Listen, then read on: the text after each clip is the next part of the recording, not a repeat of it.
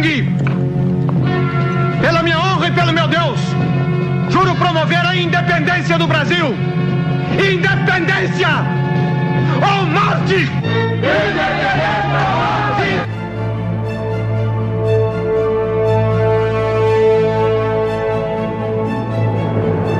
Esse trecho é do filme Independência ou Morte, de 1972, e a voz é de Tarcísio Meira, que interpretou Dom Pedro I. Aliás, outros trechos desse longa vão ilustrar o nosso podcast de hoje.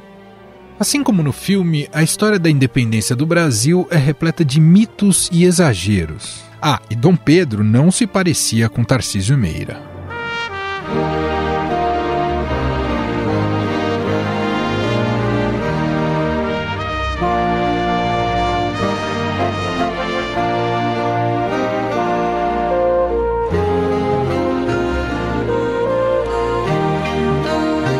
O descontentamento com Portugal começou em 1808, quando a corte portuguesa se mudou para o Brasil, fugindo de Napoleão Bonaparte. Com isso, houve um momento de grandes mudanças no Brasil, algumas positivas e outras negativas. Foi neste período que o Brasil passou a construir importantes universidades, teatros, bibliotecas, que provocaram revoluções no campo cultural, econômico e político. Mas uma decisão de Dom João VI provocou uma mudança de ares, tanto no Brasil como em Portugal.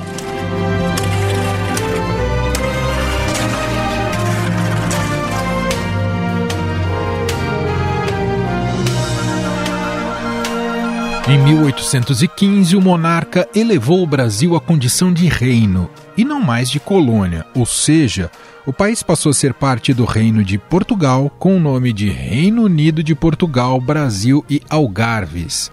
Só que os oligarcas portugueses não viram esse movimento com bons olhos e passaram a exigir a volta de Dom João VI a Portugal e o restabelecimento de uma relação de colônia com o Brasil. O rei foi, mas deixou seu filho, Pedro de Alcântara, como regente do país. Nomeio meu prezado e bem-amado filho, Pedro de Alcântara, para príncipe regente e, como tal, encarregado do governo geral e inteira administração de todo o reino do Brasil. Vou, certo de que o novo regente se avirá como amigo e pai destes povos. Rio de Janeiro, 22 de abril de 1821. Assinado Dom João VI. É o rei de Portugal, Brasil e Algarves.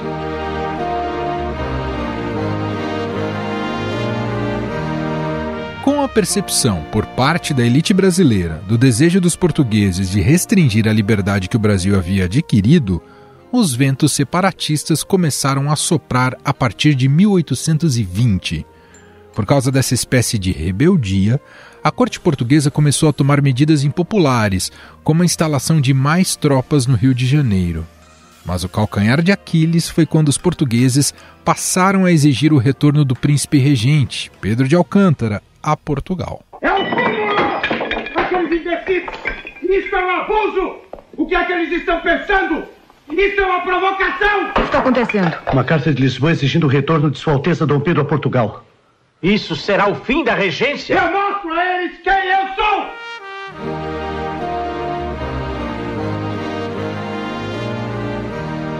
Dessa forma, foi criado aqui no Brasil o Clube da Resistência, e o Senado brasileiro recebeu uma carta contendo milhares de assinaturas que defendiam que o príncipe ficasse por aqui. Motivado pelo movimento, Dom Pedro anunciou sua decisão em 9 de janeiro de 1822, que ficou conhecido como Dia do Fico. Para o bem de todos e felicidade geral da nação, estou pronto. Diga ao povo que fico. A essa altura, a ideia de separatismo já estava bastante propagada, tanto que em junho foi convocada uma eleição para a formação de uma Assembleia Constituinte. A situação agravou-se em agosto, quando ordens chegaram de Portugal. A corte atacava os privilégios brasileiros e ordenava o retorno de Dom Pedro. Isso fez com que Dona Maria Leopoldina, esposa de Dom Pedro, convocasse uma sessão extraordinária, presidida por José Bonifácio, em 2 de setembro.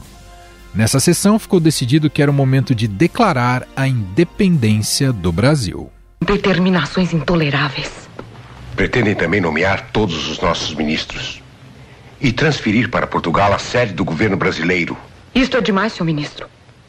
É chegada a hora de cortar os laços que nos unem a Portugal. Tendes todo o meu apoio.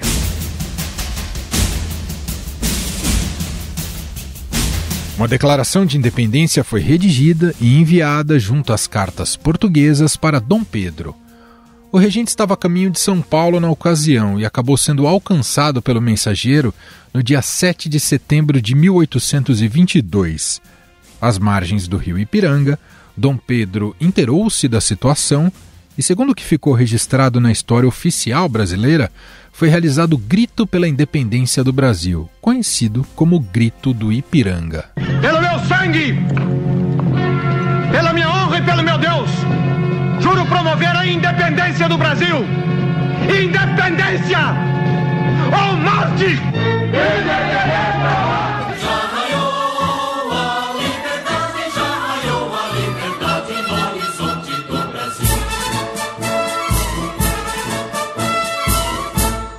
Dom Pedro foi coroado imperador e nomeado como Dom Pedro I em 1º de dezembro de 1822.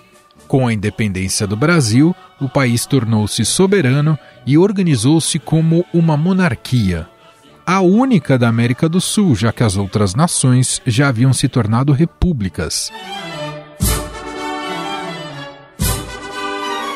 É claro que um processo histórico tão complexo é cercado de muitas nuances e diferentes narrativas. E uma data tão marcante como essa, do bicentenário da independência, permite justamente revisões, novos olhares e reflexões sobre o nosso passado, fundamental para entender quem somos e para onde vamos.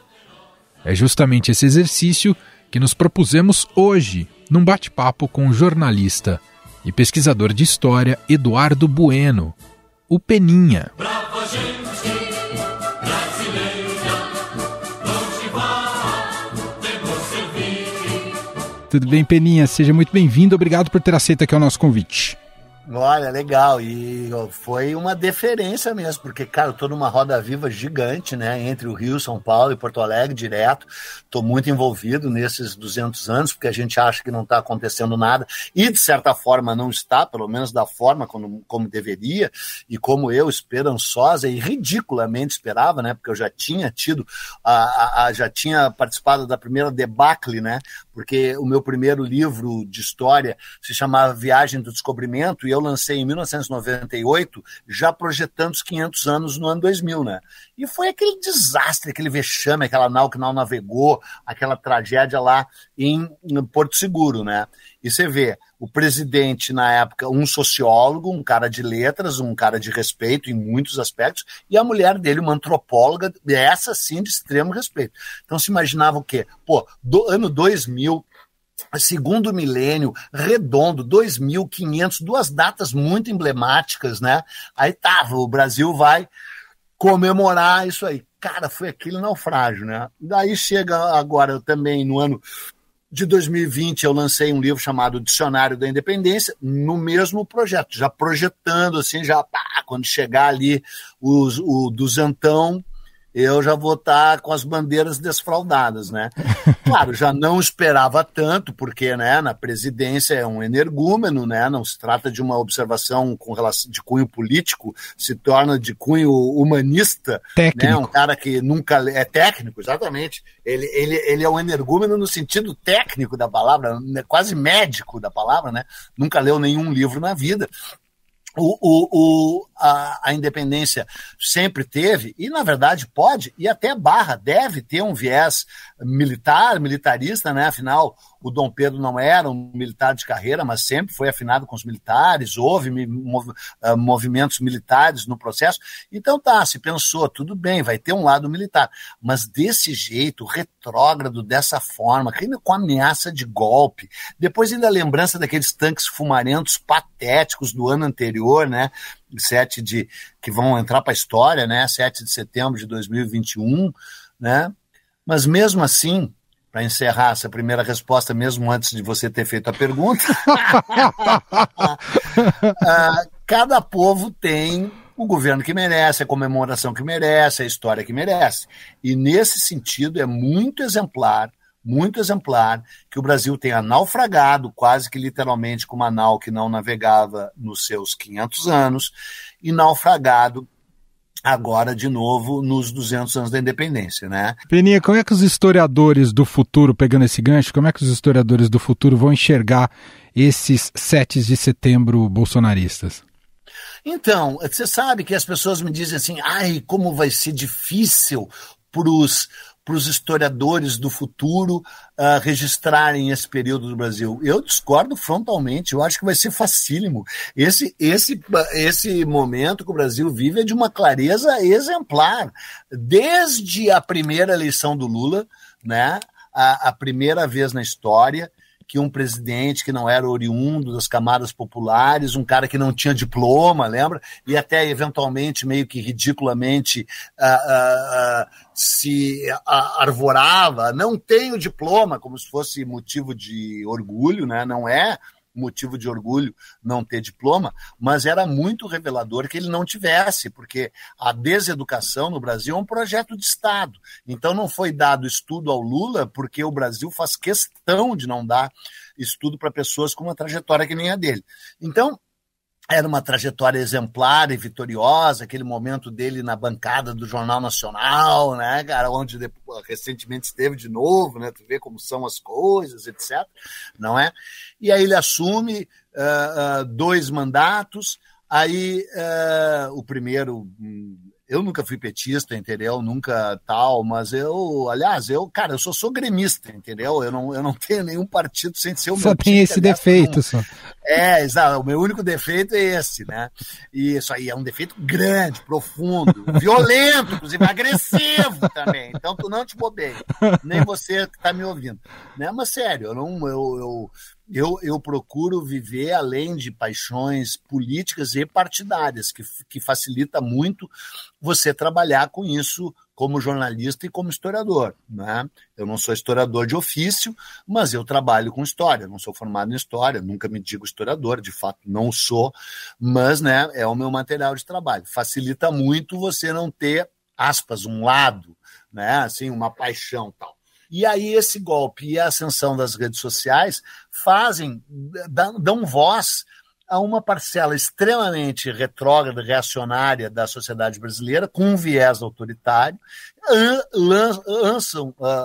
alçam ao poder um cara totalmente despreparado, dizendo que era um outcast, quando na verdade estava há 17 anos fazendo parte do Centrão, parte desse jogo, revela todo o viés autoritário que o Brasil e o brasileiro muitas vezes têm, um viés conservador, retrógrado, são essas 2 palavras, reacionário e retrógrado. Junta-se a isso no coquetel o avanço das religiões pentecostais, pentecostais evangélicas, e dá no que deu. É muito revelador, é muito claro. E a única coisa realmente perturbadora é que aqueles que sonham com o avanço de um país melhor têm que se confrontar com um país que sempre existiu. Essa que é a história que as pessoas têm que saber e que a esquerda, por exemplo, se recusa a saber. Eu mesmo, né, sou acusado, é esquerdista, comunista, porque qualquer coisa que não concorde com esses caras é esquerdista e comunista, né? Eu nunca fui, né? E embora, evidentemente, qualquer um que estuda história e seja favorável a um país menos desigual, com maior justiça social, tem uma tendência maior a olhar com mais carinho os partidos de esquerda ou centro-esquerda. Não que eles tenham sido capazes de pôr em prática o que dizem, mas, em compensação, veja o que a direita conseguiu em 500 anos, um dos países mais desiguais do mundo. Então, a direita jamais terá o meu beneplácito, o meu apoio, né?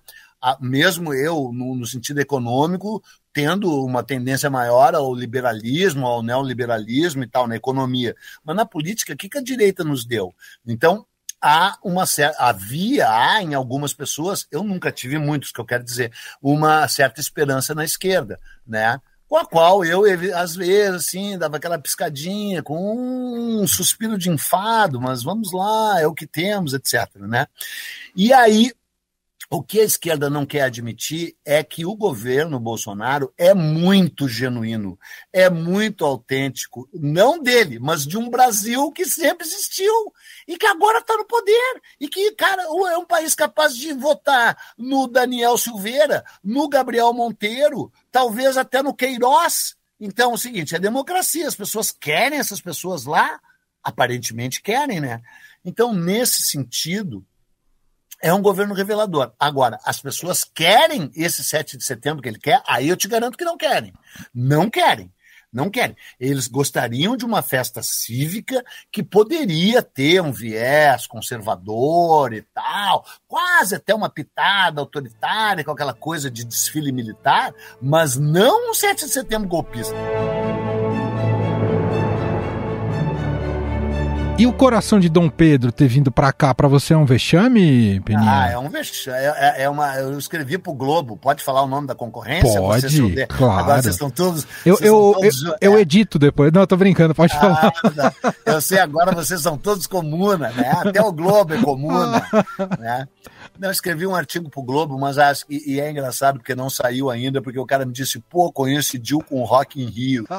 Eu digo, tá foi bom, trocado pelo Guns N' Roses.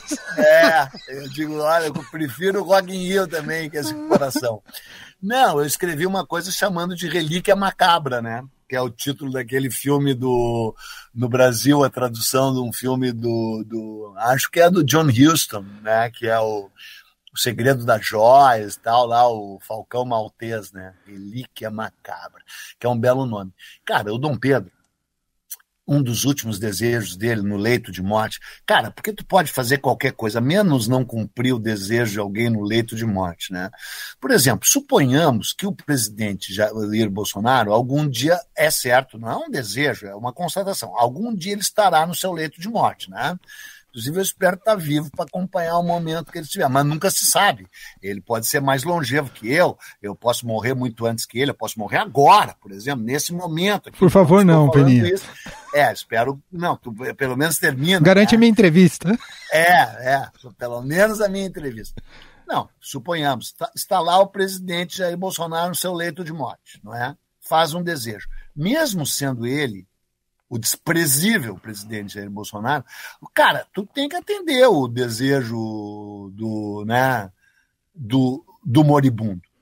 O Dom Pedro desejou que o corpo dele viesse para o Brasil e que o coração ficasse em Portugal. Foi um desejo da hora da morte, expresso. O corpo dele, ele morreu em 1836 e o corpo dele só foi trazido para o Brasil em 1972. E veja o contexto em que foi trazido, né? Foi trazido durante o Sesquicentenário da Independência, potência de amor e paz. Esse Brasil faz coisas que ninguém imagina que faz. É Dom Pedro I, pum, pum. É Dom Pedro do grito, pum, pum. Esse grito de glória que é a cara da história, a vitória nos traz. É a mistura de raças, a esperança que uniu o imenso continente, nossa gente, Brasil! Bonito, né? Então, música do tal Miguel Gustavo, sabe? Aquele que fez Pra Frente Brasil. Bons tempos. Faz o fanista. O fanismo, exatamente, né? Ninguém segura esse país. Era o período mais sombrio do regime militar brasileiro e, mesmo assim, meu amigo, foram feitos mais de 10 seminários, editados mais de 50 livros. Foi feita a mini-copa, cara. Eu já era velho, eu assistia a mini-copa. Afinal, não foi manipulada. Brasil e Portugal. O Brasil ganhou de 1-0, gol do Jairzinho aos 45 do segundo tempo. E, mesmo assim, uma imensa comemoração. Não foi só uma festa e uma celebração, foi também com verniz autoritário, sem dúvida. Era de se esperar daquele governo, mas com muitas realizações, muitas, e espaço para alguma reflexão. Lembrando que o Sérgio Buarque de Holanda dirigiu uma coleção inteira sobre a independência do Brasil, naquele ano. E aí se concretizou o desejo do Dom Pedro do corpo dele ser trazido para o Brasil. Mas vê o contexto, o Brasil procurando se expandir no espaço atlântico e se vinculando com 2 governos ditatoriais da Europa. O Portugal salazarista, embora ainda fosse o Marcelo Caetano, mas não tinha tido a Revolução dos Cravos, 72, e a Espanha franquista. Uhum. E o Brasil acenando para esses 2 países aí. E aí vem nesse contexto, mais lógico, Brasil-Portugal, não, a Espanha não tem a ver com isso, mas teria em outros momentos, vem o corpo do Dom Pedro, né? Faz sentido, não é? E aí repousa lá na cripta do Monumento do Ipiranga, entre a Imperatriz Leopoldina e a Imperatriz Dona Amélia. A gente só pergunta onde é que estão as outras mulheres todas, né? Pelo menos podiam pôr a Marquesa ali, que está no Cemitério da Consolação, né? A briga. Ou então, inclusive dizem que o Dom Pedro pediu para o corpo dele vir, mas ser enterrado ali na Consolação, não na... Por falar em Dom Pedro, você o descreve como uma pessoa bipolar. Por que isso, Peninha? Cara, quando você estuda o Dom Pedro com afinco, e com o carinho que eu estudei, você conclui que não tem como ele não ser vítima de um transtorno bipolar. Até porque ele era capaz de rompantes de autoritarismo enormes e, em seguida, tanto na escala política quanto na pessoal, pedir desculpa. Já viu o imperador pedir desculpa? Tu consegue imaginar o Nero pedindo desculpa, o Calígula pedindo desculpa, ou claro, não estou querendo comparar, né? Mas você vê, as pessoas não discutem nem o fato dele ter sido imperador e não rei. Por que ele não era rei? Ele era rei por direito e imperador porque foi aclamado pelo povo, né? Então ele era imperador e defensor perpétuo do Brasil. E em várias ocasiões o fez, foi um defensor do Brasil e tal. E ele tem momentos de incrível dignidade, decência e também carinho, amorosidade, era um cara amoroso, tal, que voltava atrás, tal, e tinha rompantes autoritários, tipo a imperdoável invasão da Assembleia Constituinte, a dissolução da Assembleia Constituinte, que as pessoas são tão ignorantes, os brasileiros são tão ignorantes, que eles sequer sabem que depois da independência foi chamada, né, foi convocada uma Assembleia Geral Constituinte para fazer a primeira Constituição do Brasil. Quando essa Constituição estava pronta, o Dom Pedro não se agradou dela, mandou os seus soldados invadirem a Assembleia Constituinte com os soldados com as baionetas caladas, e eu nunca consigo deixar de fazer a piada. Imagina se as baionetas falassem. Se caladas, elas já fizeram aquele estrago, né? Aí prendeu os deputados, mandou-os para o exílio, e ele, o Chalaça, que era o alcoviteiro dele, redigia na primeira Constituição Brasileira de 1824. Né? O Brasil independente já nasce sob o signo do arbítrio. É uma vergonha a gente não saber isso e não nos ensinarem no colégio.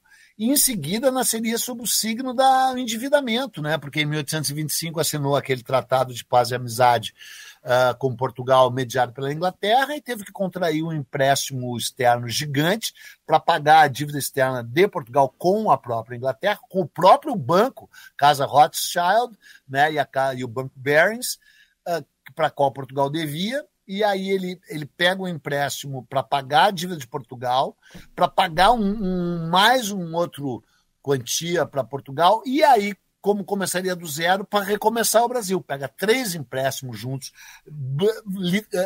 quase que virtualmente impagáveis. Então o Brasil nasce sob o signo do arbítrio, porque a Constituição foi outorgada e não promulgada, né? Foi enfiada goela abaixo, e endividado. E a gente não sabe disso, e nunca nos contam no colégio. Então, né? Mas daí, voltando à tua pergunta, né? Porque eu sou um cara assim que nunca me perco, né? Eu abro chave, colchete, parênteses, travessão e ponto e vírgula, mas depois eu fecho um por um. Vai voltando. Até o colchete, lá, chave, colchete e tal. Respondendo sobre o Dom Pedro. Cara, quando você estuda ele, especialmente uma biografia que eu recomendo do Neil Macaulay. Neil Macaulay escreveu Dom Pedro, a luta pela liberdade no Brasil e em Portugal. É um livro que eu acho que é absurdamente fora de catálogo, foi publicado no Brasil pela Record, editora Record, ou Record, sei lá como é que se diz. E é o meu favorito. Cara, não tem como. Tem um lado que não tem como não se apaixonar por ele. Mas tem outro lado como não tem como não ficar horrorizado com alguns atos dele. Então, eu concluí isso, que só podia ser bipolar. E outra coisa, né, só para encerrar essa coisa, vai estrear a minha série no History, né? Tô sabendo.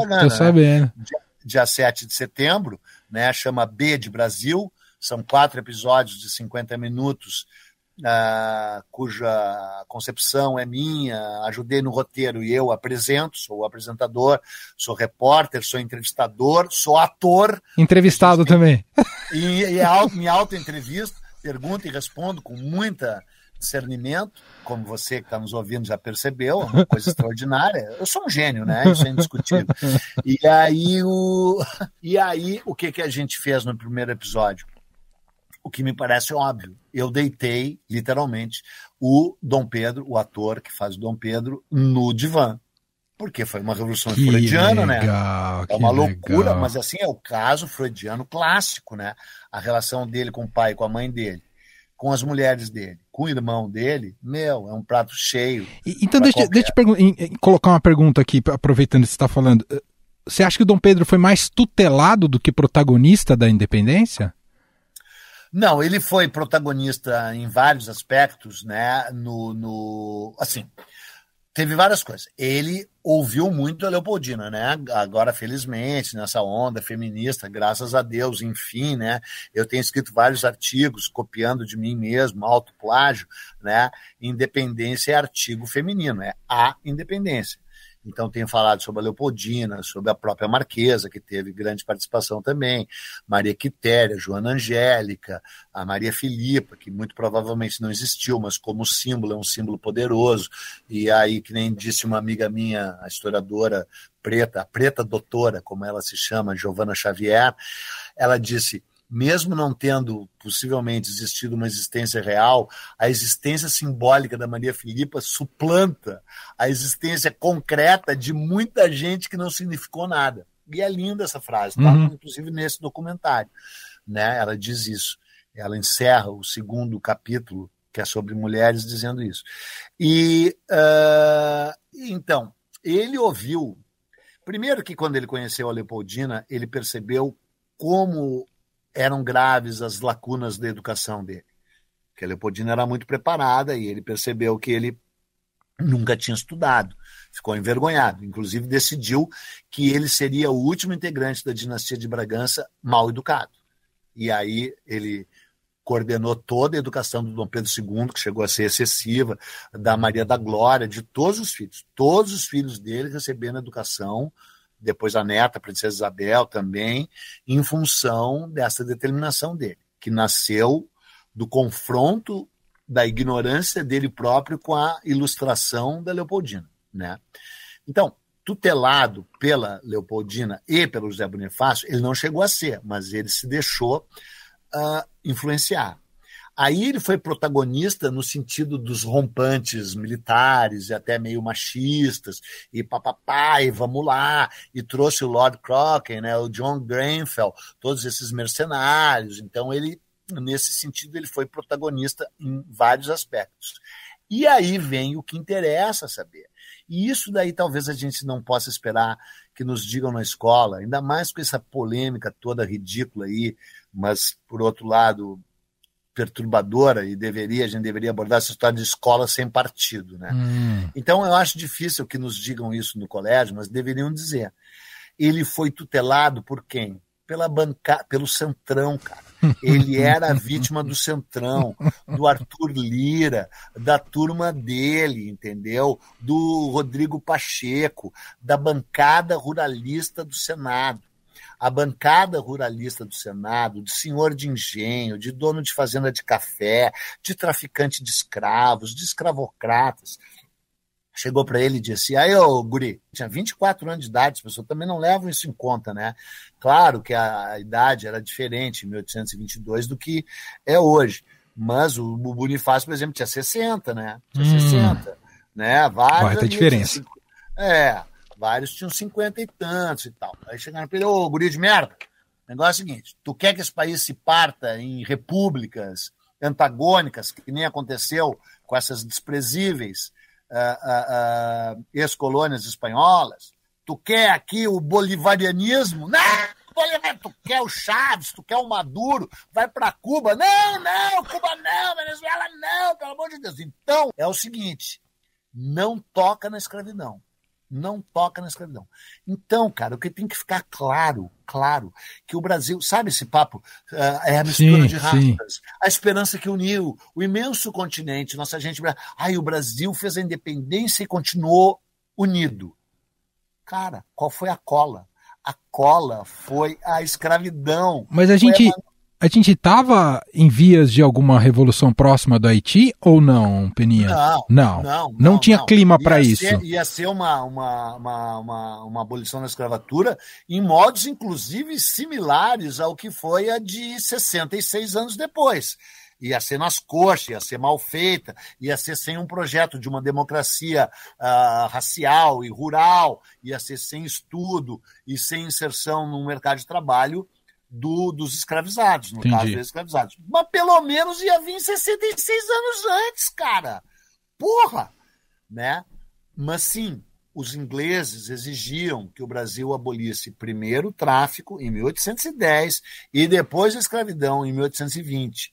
E a própria Constituição de 1824, embora tenha sido conspurcada pelo Dom Pedro, ele manteve um projeto de abolição gradual da escravatura, que foi sempre sendo solapado por essa história. Então, cara, assim, embora eu tenha recebido já ameaça de morte e tal, eu gosto de ver perigosamente. A responsabilidade, a culpa por deixarmos isso acontecer é nossa. Que não arejamos, estou falando desde 1822, que não arejamos o nosso Senado, o nosso Congresso, os nossos políticos, que não há uma política de defesa da industrialização, do trabalho assalariado, do terceiro setor, nada disso.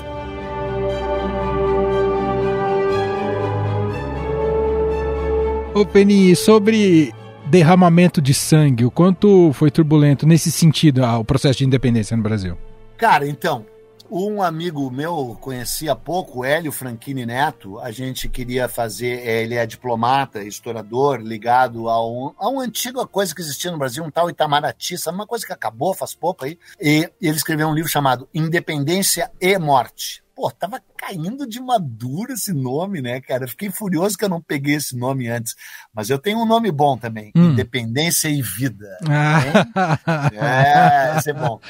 E aí ele escreve longa e detalhadamente, é um livro de 400 páginas, sobre todos os conflitos, e ele escreve pela ótica militar. Ele me disse uma coisa que eu fiquei apavorado. Se você pegar o contingente populacional de então e os corpos militares envolvidos, o Brasil se mobilizou mais nas guerras da independência do que na Guerra do Paraguai. Nossa, que é sempre vendido como a grande guerra. Claro, né? E foi uma grande guerra. Só que se você somar todos os confrontos da independência, o número de mortos e contingentes é proporcionalmente à população, e porque um é 1860, o outro é 1822, né? Na verdade, desculpe, eu acho que eu me enganei. Eu acho que ele quer dizer o número de mortos. O número de mortos foi proporcionalmente maior do que no Paraná. Proporcionalmente, né, ao número de envolvidos e tal. E, cara, teve confrontos terríveis, e dentro dessa construção de um país manso e pacífico, do homem cordial, que já é um equívoco, né? Porque o grande Sérgio Bar de Holanda nunca quis falar no sentido de cordialidade, assim, no sentido de gentileza.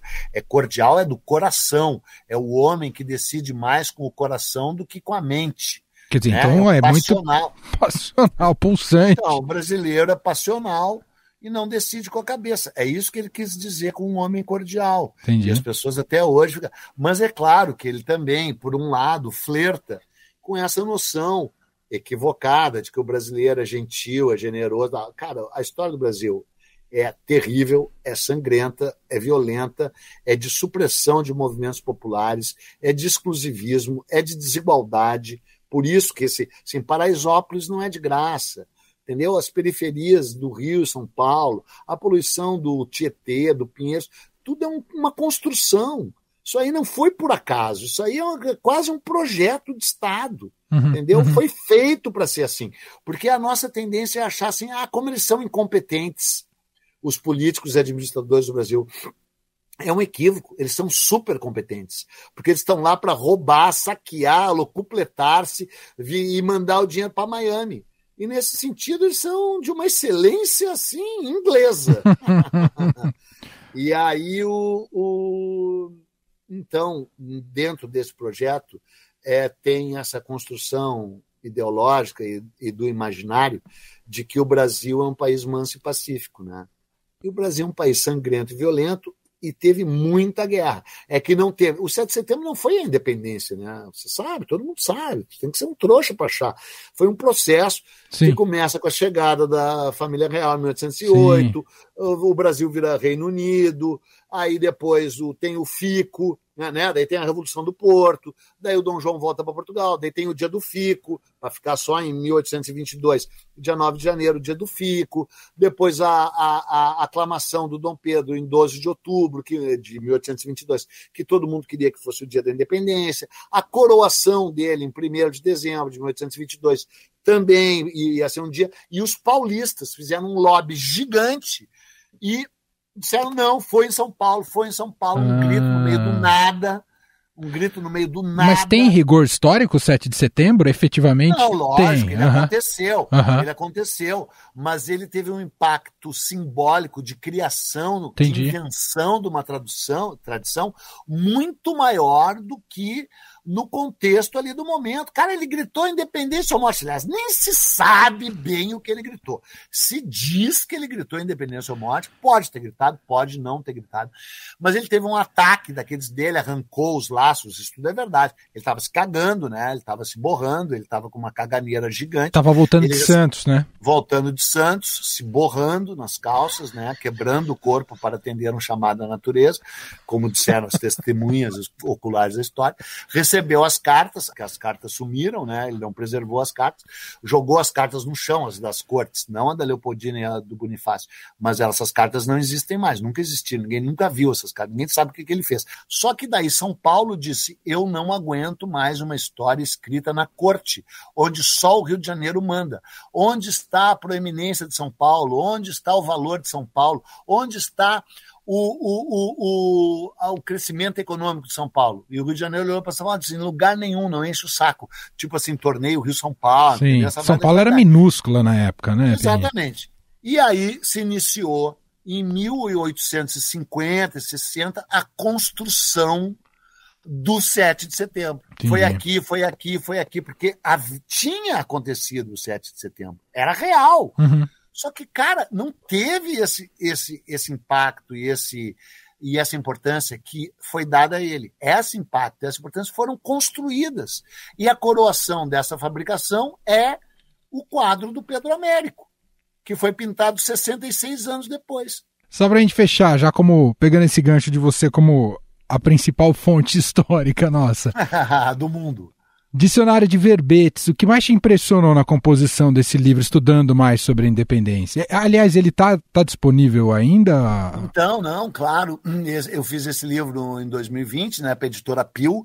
Se chama Dicionário da Independência, 200 anos em 200 verbetes. Isso. São 200 verbetes de A a Z, né? E foi um grande desafio para mim, porque a editora Pio pertence à minha mulher, a Paula, e pela primeira vez eu fui escravizado pela própria mulher. Não só escravizado, pela primeira vez. Sim, pautado por ela. Ela me disse, eu quero que você faça um livro que possa ser adotado, que era o objetivo, inclusive não foi, mas tudo bem, e que pegue de 12 a 16 anos de idade. Cara, já é fogo. Porque você já teve 12 anos, né, Manuel? Opa! Já. Você já teve 16, né? Opa! Tu lembra do abismo que tem. Quando tu tem 12, tu projeta assim, algum dia eu vou ter 16. E quando tu tem 16, tu tem raiva e ódio de você mesmo com 12 e de quem tem 12. Então, já é um terreno pantanoso onde eu tinha que lidar. Mas eu sou tão genial, que eu consegui fazer um livro que pode ser lido de 8 a 88 anos. 8 é legal, o pai tá junto, assim, a não ser que seja uma criança brilhante, que nem eu já era com 8, né? Mas agora, sem piada, com 10 anos de idade, você consegue ler aquele livro. Claro, não vai entender algumas palavras e tal, bababá. Com 12, no colégio, com a ajuda do professor, é fácil. Com 16, você lê sozinho e já se sente inteligente. Mas o legal, e que eu agora estou falando super sério, que eu me orgulho, é que é um livro que se um cara que nem você, Emanuel, pega antes de me entrevistar e antes de ir pro bar, você lê ali um lance que é abordado pelo lado, assim, curiosidades. Só que nenhuma é curiosidade, entendeu? É curiosidade todas com uma pegada do tipo assim, porra, olha aqui que país vocês repertório. Construíram. Exatamente, tem um repertório e assim, instigante, do tipo assim, porra, qual é o substrato? Assim, olha que merda de país que vocês construíram. E olha como, na verdade, sempre foi uma merda muito parecida com a de hoje. Com o Centrão, com o agronegócio, com a indústria ali, assino ou não assino o coisa contra o Bozo ali da Fiesp, sabe? Essas omissões. Com um povo... em parte aguerrido, mas também assim, vamos por fogo. Pô, fogo também não adianta. E aí um outro povo omisso, e um outro, sabe, todo esse jogo, assim, essas complexidades que o Brasil não foi capaz de resolver e que eram do século XIX. E a gente está no século XXI, enquanto que a Dinamarca, se bem que a Finlândia, né, cara, começou a discutir se a mulher podia dançar ou não podia dançar, também daí é difícil, né? Mas mesmo assim, são países, sei lá, Austrália, Nova Zelândia, Canadá, que resolveram 1000 coisas, e nós aqui ainda atrelados a umas questões do século XIX, questão de gênero, homem, mulher, é gay, não é gay, né? E, inclusive tem ali uma coisa, dando a entender que o Dom João era gay, porque o Dom João era gay, né? Fala dos amores, do Dom Pedro e tal. Então, uma coisa que desperta no adolescente... Esse do Dom João não sabia, Beninha. O Dom João tinha um caso bem legal com o Lobato, que era é bem sabido, assim, tal, que era o camareiro dele, né? Ele era bem afeito ao camareiro, tal, daí, pô, não tinha uma paciência pra Carlota, né, cara, e a Carlota odiava ele, eles se odiavam, né? A noite de núpcias deles foi horrível, né? Ela mordeu a orelha dele, parecia o Mike Tyson com o Evander Holyfield, jogou um candelabro nele e tal. E ela gostava de transar com homens muito selvagem. E aí tem tudo isso, tem todos esses toques, assim, sabe? Dessas coisas, assim, que despertam curiosidade e tal. Gente, esse é Eduardo Bueno Peninha, jornalista, escritor. Tem Buenas Ideias, que ele disse pouco aqui, mas eu queria recomendar também, que é um ótimo canal no YouTube. Peninha, foi muito legal. Obrigado pela gentileza aqui, viu? E pelo tempo dispensado conosco. Obrigado, hein? Falou, Emanuel. Obrigado pelo convite. E vamos lá, a comemoração tem a nossa cara. E se ela tá assim cinzenta e feia desse jeito, ela reflete quem nós somos. Brava gente brasileira, longe vá, temos servir, ou ficar a pátria livre, ou morrer pelo Brasil, ou ficar a pátria livre, ou morrer pelo Brasil. E este foi o Estadão Notícias de hoje, quarta-feira do bicentenário da independência, 7 de setembro de 2022. A apresentação foi minha, Emanuel Bonfim. Na produção, edição e roteiro, Gustavo Lopes, Jefferson Perleberg, Gabriela Forte, Franciele Oliveira e Letícia Pili. A montagem é de Moacir Biasi. O nosso e-mail é podcast@estadão.com. Um abraço para você e até mais.